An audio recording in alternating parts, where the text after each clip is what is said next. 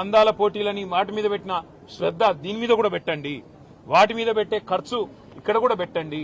అది నీళ్లు లేకుండా అరకొరగా వస్తే లాభమైంది, వసతులు లేకుండా వస్తే లాభమైంది. వచ్చిన ఆ ఫైర్ సర్వీస్ వాళ్ళు కూడా మాకు మాస్క్ లేదు కాబట్టి లోపలికి పోలేకపోతున్నామంటే ఇంతకంటే అన్యాయం ఉంటుందా?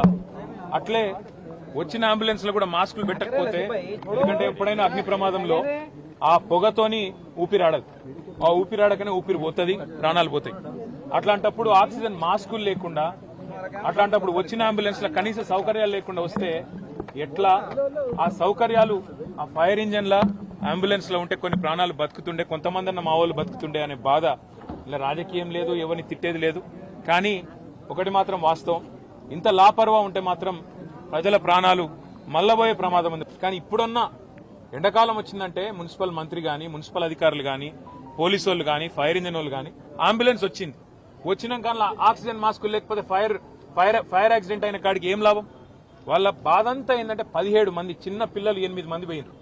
ఇంతకంటే అన్యాయం ఉంటుందా సార్? దయచేసి ఇంతకంటే దుర్దినం మా జీవితంలో లేదని వాళ్ళు చెప్తున్నారు.